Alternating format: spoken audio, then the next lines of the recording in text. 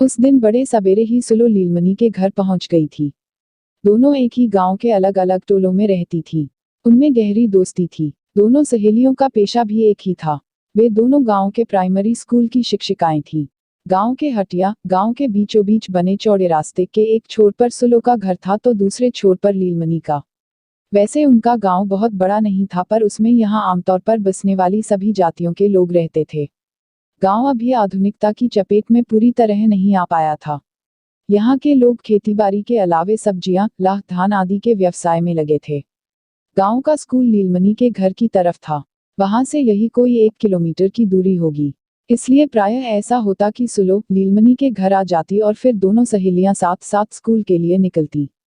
वैसे तो सुलो का आना नया नहीं था, पर आज वह कुछ जल्दी आ गई थी।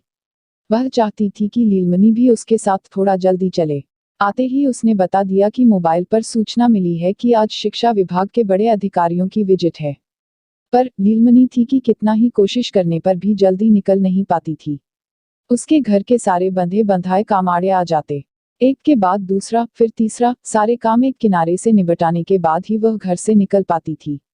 सुबह का खाना बन चुका था। अभी वह गोहाल साफ करने में लगी थी। गोहाल साफ करके उसने सुलो को चाय दी और आंगन लीपने लग गई। बातों ही बातों में उसने तुलसी मंचा की भी लिपाई की और सुलो प्लीज बस 2 मिनट कहकर जो गई तो पूरे आधे घंटे बाद तैयार होकर ही लौटी। हाँ चल, देर हो गई ना, लीलमणि बैग संभालती हुई बोली। अरे तुमने नाश्ता किया? हाँ, मुस्कुराकर लीलमणि ने अपने खूबसूरत दांत चमका दिए, बोली, वही चाय जो तुम्हारे लिए बनाई थी, मेरे हिस्से की चाय बची पड़ी थी, वही गरम कर ली बस। नहीं, पहले नाश्ता कर ले तब चलेंगे। अभी देर नहीं हुई है। मैंने नाश्ता पैक कर लिया है, स्कूल पहुंचकर खा लेंगे, चल भी। लीलमणि उसे खींचती हुई बोली।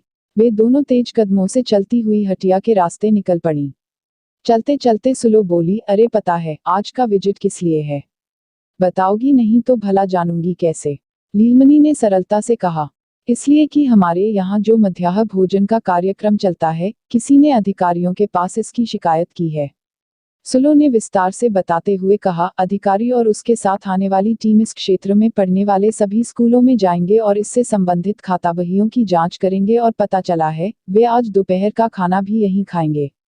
लो, फिर तो आज बहुत मुश्किल दिन है। घर पर भी खाना बनाओ और स्कूल में भी। उनके खाने में कुछ कमी निकल गई तो अधिकारी स्कूल इंचार्ज पर बिगड़ेंगे और वे हम पर।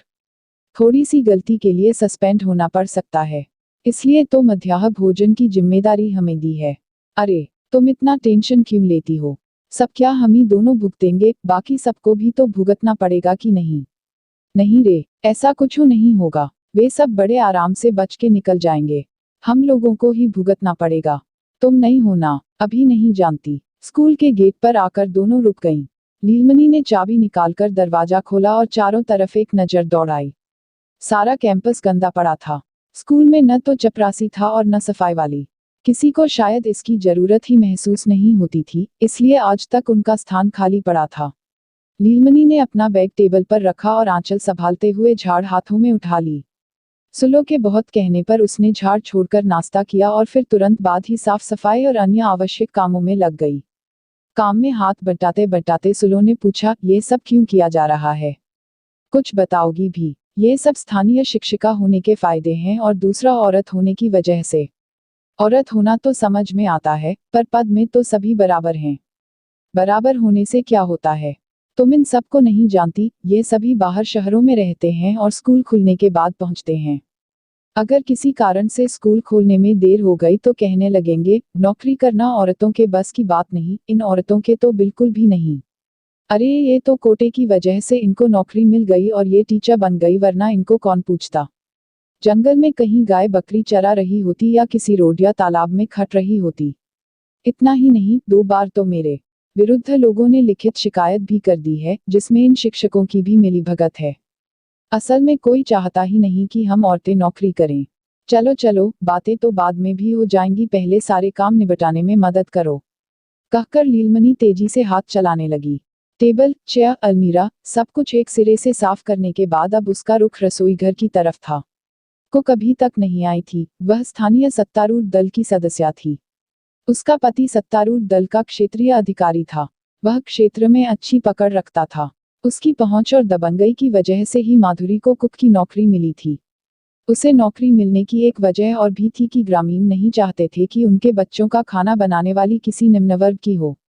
हालांकि इस पद के लिए स्थानीय उम्मीदवार का होना अनिवार्य था, तब भी इस पद को बाहर से आकर रह रही माधुरी को ही दिया गया। उसका नाम भी यहाँ के वोटर लिस्ट में नहीं था और न ही कोई जगह जमीन उसके नाम थी। यहाँ के स्थानीय लोगों ने भी उस पद के लिए आवेदन दिया था, पर ऊपर की पहुंच और नेताओं की दबंगई के आगे किसकी चलती है। इन्हीं सब वजहों से वह अपने आप को किसी से कम नहीं समझती थी। वह कभी समय पर नहीं आती और काम भी अपनी मर्जी का ही करती थी। रसोई की साफ सफाई वह अपनी जिम्मेदारी नहीं मानती थी। वह सिर्फ खाना पकाती और साफ सफाई से लेकर सब्जी काटने तक का काम स्कूल के बच्चों से ही करवाती। सहायक शिक्षक से लेकर हेड सर तक उसे कछ नहीं कहते। कहा जाए तो सभी अनजानी वजहों से उससे डरते थे। यहाँ के BEO भी इस सबसे वाकिफ थे। 10 बजने वाले थे। आज सभी शिक्षक समय से पहले आ पहुंचे थे, मगर अभी तक कुक दिखाई नहीं दे रही थी। हेड सर ने सुलो को उसे बुला लाने को कहा। सुलो इस तरह का काम करना अपनी अवहेलना समझती थी, पर सीधे सीधे मना नहीं कर सकती थी। अभी वह कुछ बोलना ही चाहती थी कि उसकी नज़र रास्ते पर आती हुई माधुरी पर पड़ी। उसकी आंखें चमक उठी। वो आ रही है सर कहकर वह वॉशरूम की तरफ चल पड़ी। फालतू कामों से बचने का इससे अच्छा बहाना शायद उसके पास न था। माधुरी अपने खुले भींगे वालों को सुखाती संवारती चिर परिचित अंदाज में स्कूल कैंपस में प्रविष्ट हुई। हेड सर बड़े तकल्लुफ भरे आवाज में बोले, आज साहब लोगों की विजिट है, सो थोड़ा ध्यान रखिएगा। खाना ठीक बनना चाहिए, जो रहेगा सो पका देंगे। माधुरी अपनी सपाट किंतु रोब भरी आवाज में बोली और रसोई की तरफ चल दी। हेड सर लीलमनी की ओर मुड़े और कहा, देखो लीलमनी, तुम पुरानी स्टाफ हो, तुम्हें तो सब पता है। आज कोई गलती नहीं होनी चाहिए। साहब लोग आ रहे हैं, तुम रसोई का ध्यान रखोगी। क्या क्या बनना है वह चेक करो और मेनू के हिसाब से लिस्ट कंप्लीट करके मुझे दिखाओ। लीलमनी कक्षा की तरफ न जाकर रसोई की तरफ मुड़ गई। बच्चों के प्रार्थना की आवाज स्कूल कैंपस में गूंजने लगी। लीलमनी पूरी मेहनत और सावधानी से रसोई तैयार करने में लगी थी। बच्चे अपनी कक्षाओं में खेल रहे थे, चूंकि आज कोई भी शिक्षक कक्षा में नहीं था। सभी हाजिरी लेने के बाद कार्यालय में बैठकर साहबों के आने का इंतजार कर रहे थे। हवा आज रुकी रुकी सी लग रही थी। बच्चों की आज मौज थी। उन्हें कोई पढ़ाने वाला न था। मेनू के अनुसार भोजन तैयार हुआ। बच्चे खाना बनने की महक से खुश थे। उन्हें आज अच्छा खाना जो मिलने वाला था। लंच टाइम हो जाने के बावजूद आज बच्चों को खाना नहीं दिया जा रहा था। हेड सर चाहते थे कि पहले साहब आ जाएं, तभी बच्चों को खाना दिया जाए ताकि वे खाना देखकर संतुष्ट हो सकें। पर माधुरी, वो भला अपना टाइम कैसे मिस कर सकती थी। सबने देखा वह अपना खाना लेकर रसोई के बाहर बैठी थी और मजे में खा रही थी। बच्चे भला कब भूखे रहते। उनका शोर बढ़ने लगा। उनके शोर से शिक्षक परेशान होने लगे, पर हेड सर थे कि अपनी जिद में अड़े थे। तभी उनके मोबाइल की घंटी बजी और साथ ही बच्चों के किस्मत की भी। फोन रिसीव करने के साथ ही हेड सर ने भोजन बांटने की इजाजत दे दी। उनके चेहरे पर मुस्कान और भावों में निश्चिंतता थी। उन्होंने सभी शिक्षकों को इशारे से बुलाया और बताया, विजिट कैंसिल हो चुकी है, अब टेंशन फ्री हो जाएंगे। बस 2 दिनों के अंदर प्रसाद की व्यवस्था कीजिए, बड़े साहब को भिजवाना होगा। स्कूल का टेंशन भरा माहौल अब खुशनुमा हो गया था। बच्चे पंक्तियों में बैठे थे। लीलमनी सबको खाना बांटने में लगी थी और सुलो शिक्षकों को खाना परोस रही थी। आखिर महिलाएं जो ठहरी। स्त्री और पुरुषों के काम का बंटवारा रूढ़ हो गया है, जो शायद विकसित समाज और पद तथा योग्यता जैसी सीमाओं से परे है। पुरुष कुछ चीजों को जहां अपना अधिकार समझते हैं, वहीं महिलाएं उसे अपनी जिम्मेदारी। खाना खाकर हेड सर ने जल्दी ही छुट्टी की घोषणा कर दी। बच्चों के स्कूल से जाने के बाद सभी शिक्षक कागजी कार्रवाई में जुट गए। खाता बही सब समेटकर सभी ने निश्चिंतता की सांस ली। स्कूल बंद हो चुका था। लीलमनी के हाथों में 2 चाबियां थीं, एक स्कूल की और दूसरी घर की। सूरज अभी डूबा नहीं था। हवा के झोंकों से पेड़ों के पत्ते धीमे धीमे हिल रहे थे। अभी चिड़ियों के घोंसलों पर लौटने में वक्त था। दोनों सहेलियों के कदमों की आवाजें उनके मन में उठती भावनाओं की कहानी कह रही थी।